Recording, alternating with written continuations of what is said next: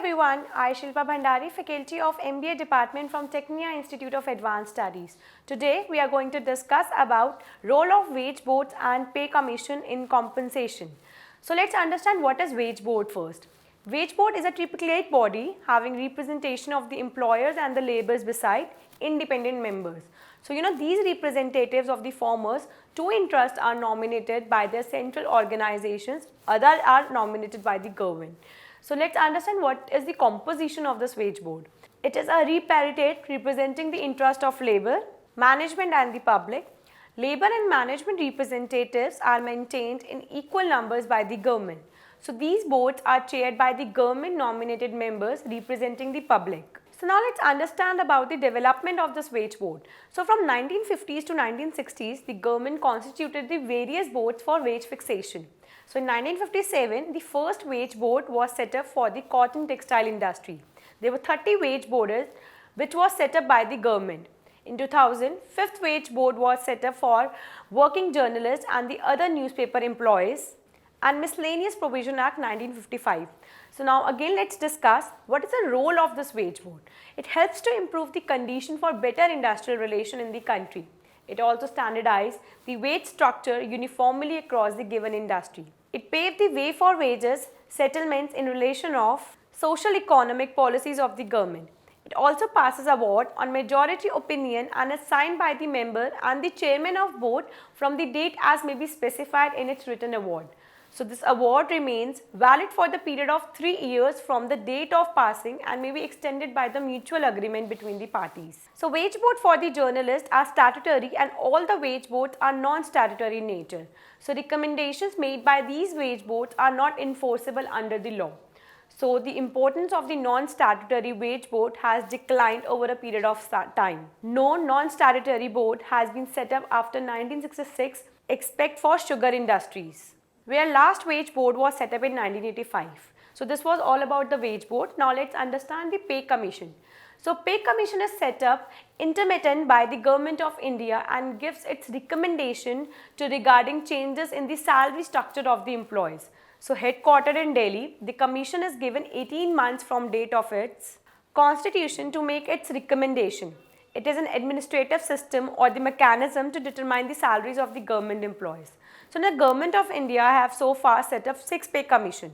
So first pay commission was established on January 1946 and has submitted its report in May 1947 to the interim of the government of India. Government employees should be paid a living wages, also recommended for the payment of the DNS allowances. Now, the second pay commission was set up in August 1957, wherein 10 years after the independence, and it gives its reports after 2 years. The recommendations of the second pay commission had a financial impact of Rs 396 million. The chairman of the second pay commission was the Jagannath Das. Even the second pay commission reiterated the principle on which the salaries have to be determined. It stated that the pay structure and the working conditions of the government employees should be crafted in a way so as to ensure efficient functioning of the system by recruiting persons with a minimum qualification. Now the third pay commission. The third pay commission was set up in April 1970, which gave its report in March 1973. That is, it took almost 3 years to submit the report and created proposals that cost the government Rs 1.44 billion. The chairman for the same was Raghubir Dayal. Appointment of temporary employees, equal payment should be made for equal work. Externally, competitive compensation to prevent the misbalances with other employees. Now the DNS allowance should be treated as a part of and a parcel of compensation structure. So now the fourth pay commission. The fourth pay commission was constituted in June 1983. Its report was given in 3 phases with 4 years and the financial burden to the government was Rs 12.82 billion. This commission has been set up on dated 18 March 1987. The chairman of the fourth pay commission was P.N. Singla. Market comparison cannot be relied upon determining pay system. Now the fifth pay commission. The fifth pay commission was set up in 1994 at a cost of Rs 17,000 crore. The chairman of fifth pay commission was Justice S. Ratnavel Pandian. 40% increase in pay with 30% reduction in manpower over 3-year period, increasing contract employment and bringing about greater accountability of government employees. Also, emphasis on new means of recruitment and bringing innovation in training, performance appraisal, career progression, transfer policies and greater accountability. So this was all about 5th Pay Commission. Now 6th Pay Commission. It was constituted in July 2006. The Cabinet approved setting up of 6th Pay Commission. This commission has been set up under Justice B.N. Sri Krishnan with a time frame of 18 months. 40% increase in pay, Group D category employees abolished, and compensation of the secretary level personnel has been recommended for the substantial rise. The pay differential between junior employees and the senior officers stands increased to 1:12. The Government of India accepted and implemented the recommendation of it by the announcement made by Prime Minister Dr. Manmohan Singh on 14th April 2008.